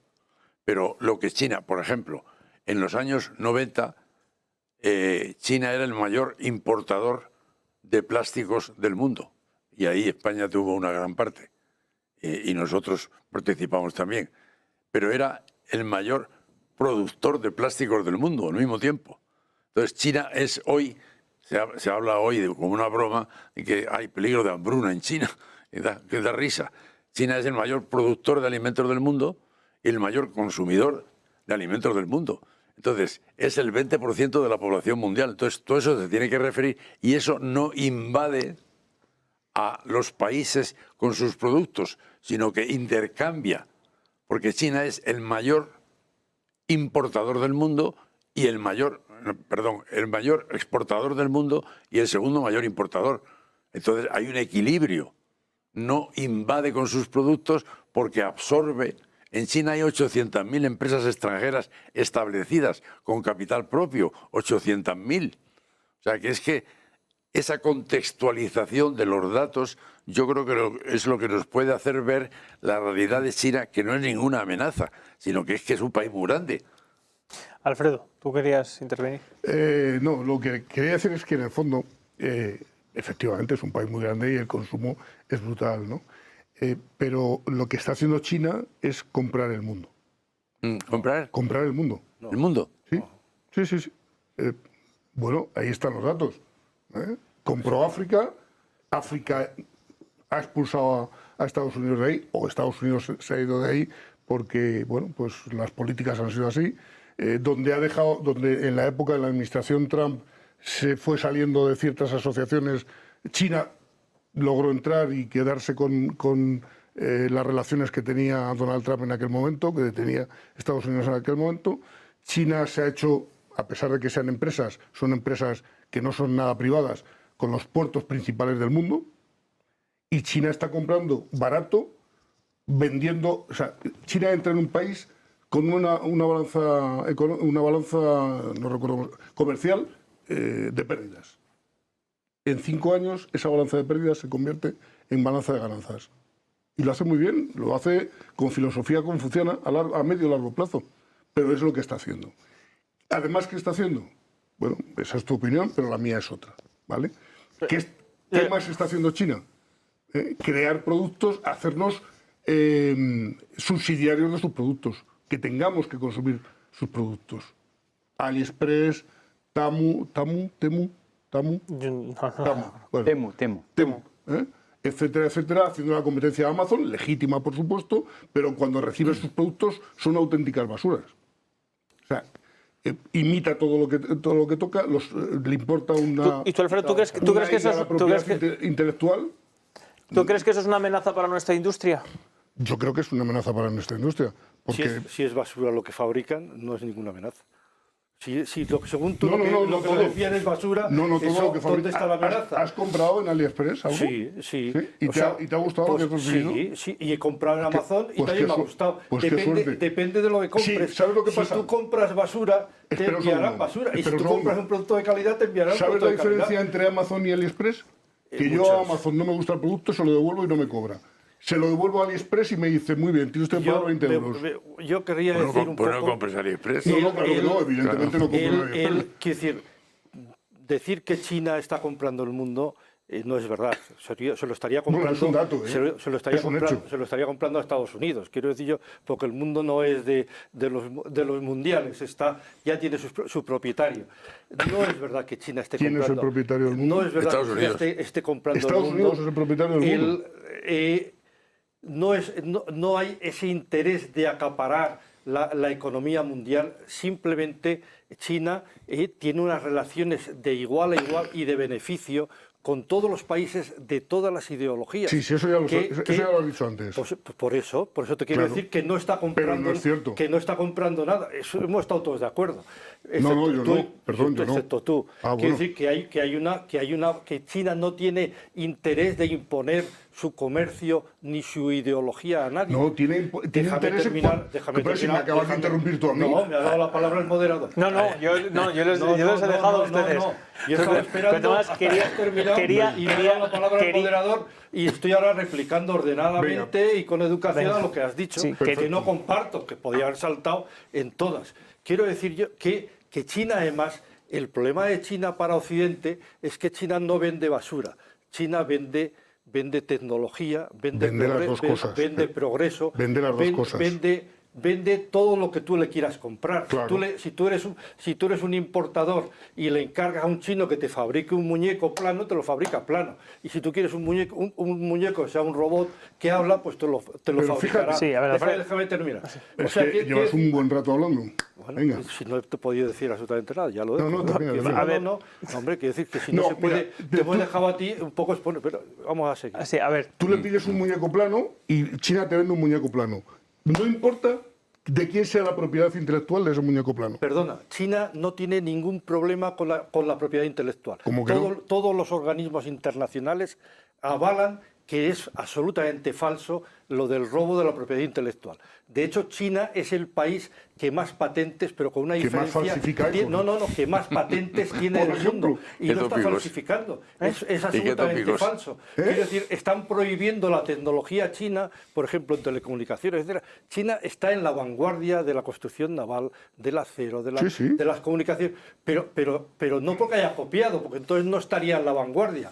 Quiero decir yo, si yo estoy en la vanguardia es porque estoy generando yo ese desarrollo. Si no, estaría el segundo copiando al primero. Pero si voy el primero en casi todos los sectores, no lo estoy copiando, lo estoy desarrollando e innovando. Y bueno, ese es el gran un segundo, porque Manuel ya tiene que intervenir. Yo supongo que querrá decir algo antes de que pasemos al último bloque. No tengo nada que decir. No. Manuel, Marcelo sí que estaba pidiéndome la... Yo, de todas maneras, dentro de este debate que es infinito, yo insistiría en un punto. ¿Qué aporta China al siglo XXI? Que es una pregunta que tú has hecho de una manera o de otra varias veces. ¿Qué nos aporta China al mundo del siglo XXI? Y vuelvo a decir, lo más importante, que nos aporta China, aparte de que es otra filosofía, otra manera de entender la economía, otra manera de entender todo, es que nos trae la paz. No quiere la guerra, no quiere el conflicto y está planteando negociación para Palestina, negociación para Ucrania, negociación para todos los conflictos que hay en el mundo. Eso es el gran bien frente a lo que se dice de la amenaza china. Ojalá la amenaza china venga así. La paz en vez del conflicto. La negociación en vez del enfrentamiento. El diálogo en vez de la guerra. Ese es el gran bien, insisto, que China trae al mundo del siglo XXI.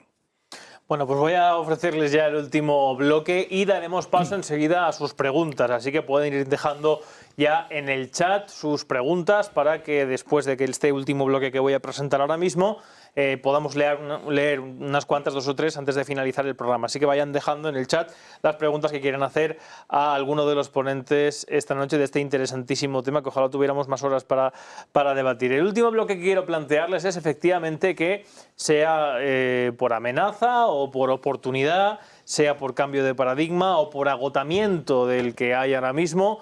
Hay varias corrientes dentro de la esfera en la cual nos encontramos políticamente y digamos que el adalid de ese cambio de paradigma o de ese agotamiento o de esa transformación, en el caso de Estados Unidos, es Donald Trump.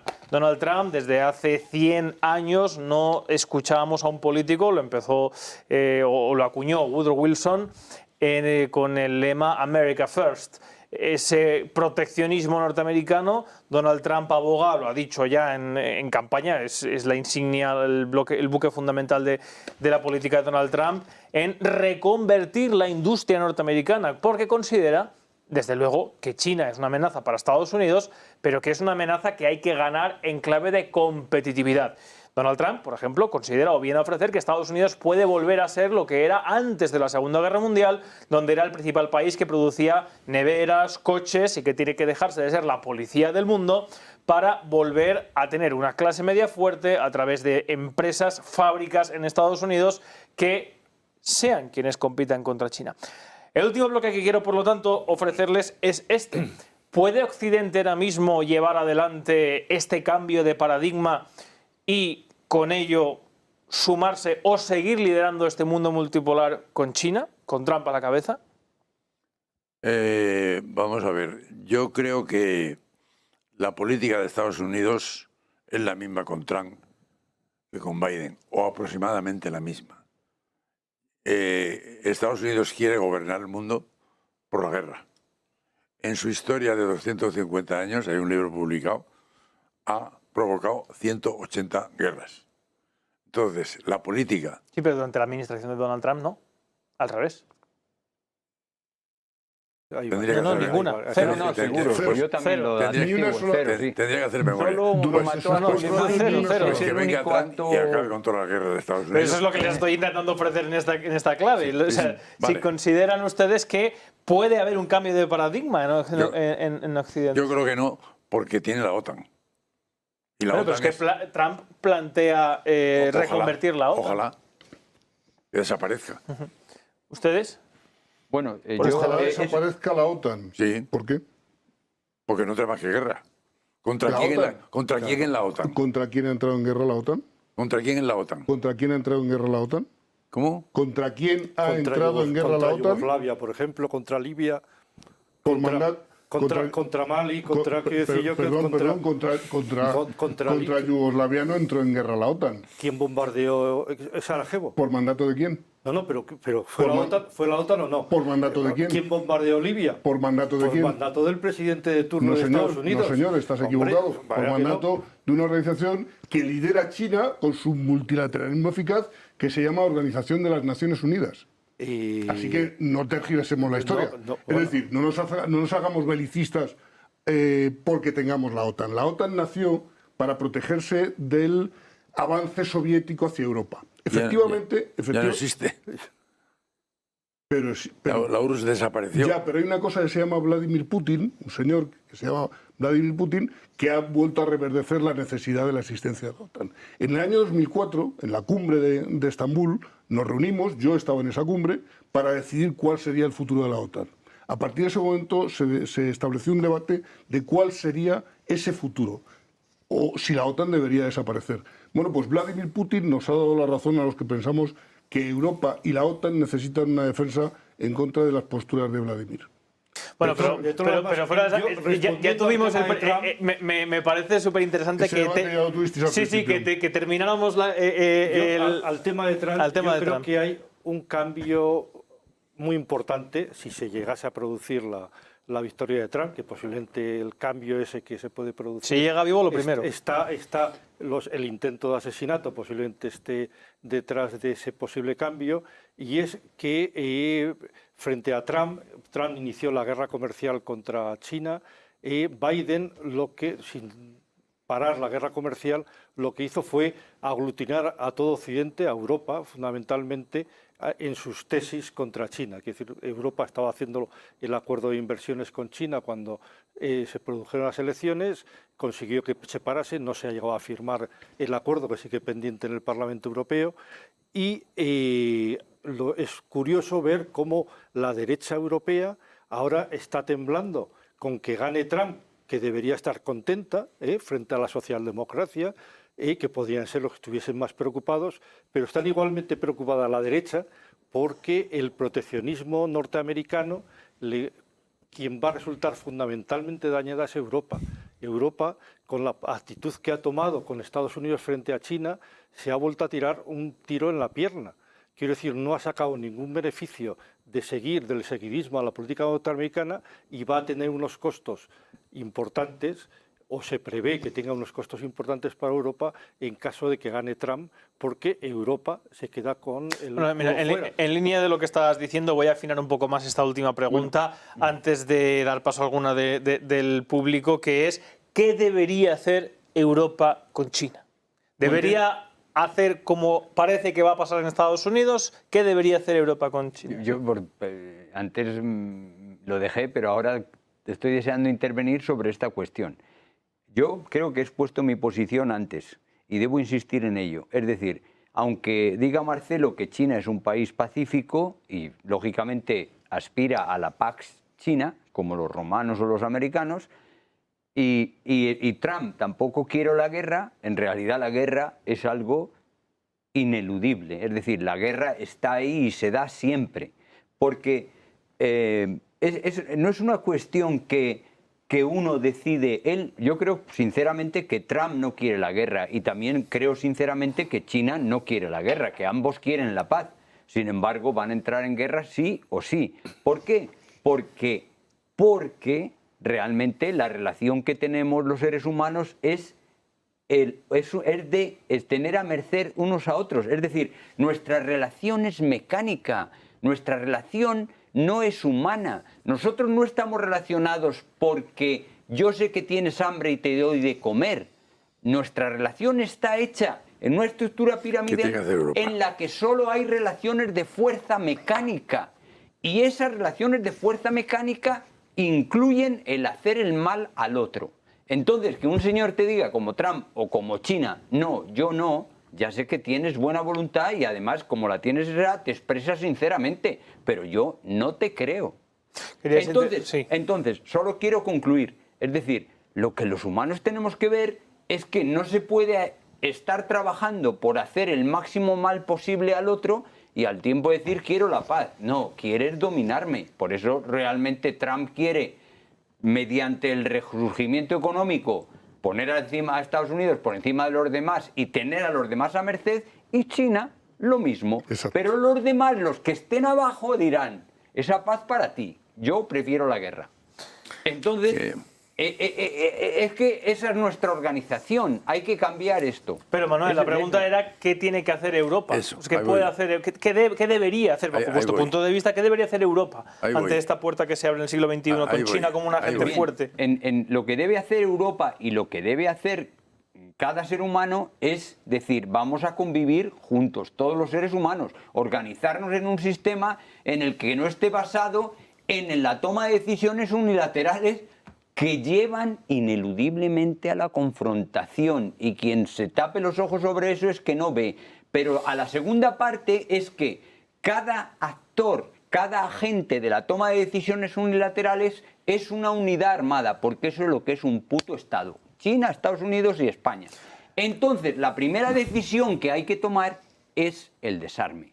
Porque la paz no es ausencia de guerra, porque la guerra es la acción de desarmar al otro, la paz es el desarme. Sí, pero ya decía, que no me acuerdo si era Sun Tzu, que si quieres la paz, prepárate para la guerra.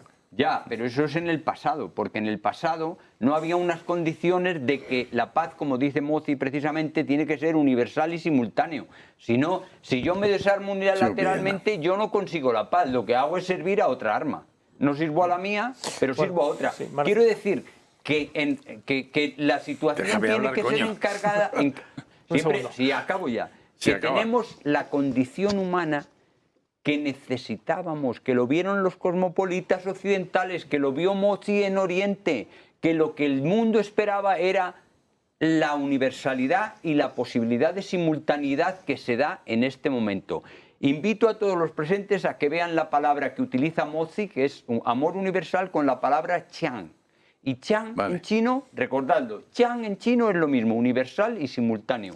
Increíble. Ver, por fin, ¿cuál es la pregunta? Bueno, parece que nos llama la atención, pero... ¿Qué debería, porque eso nos ha desviado mucho. ¿Qué debería hacer Europa, bajo vuestro punto de vista, pues eso es lo que con debería. este siglo XXI, con China, con los elementos que hemos expuesto delante del debate? Entonces ahí hablo como europeo, que me siento europeo, profundamente europeo, y defensor de Europa como la gran idea del siglo XX, prorrogable al XXI, porque no se ha realizado. Entonces, lo que debería hacer Europa es lo que hizo Merkel.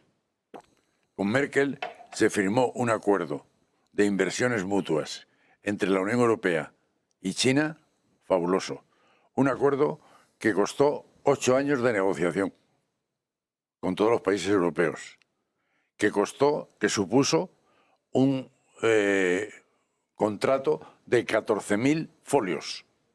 Es decir, un acuerdo minuciosísimamente negociado y minuciosísimamente descrito. Ese acuerdo está en vigor, pero no tiene valor porque el Parlamento Europeo no lo ratifica. Primera petición que le hago a Europa: ratifíquese ese acuerdo que nos beneficia a ambas partes. Segunda petición: la ruta de la seda para Europa sería una gran salvación de desarrollo en muchísimos sentidos. No solo tecnológico, no solo de comunicaciones viarias, sino de comunicaciones digitales, de todo el mundo de la tecnología avanzada, de la inteligencia artificial, etc. Europa debería ponerse de acuerdo con China para desarrollar todo eso.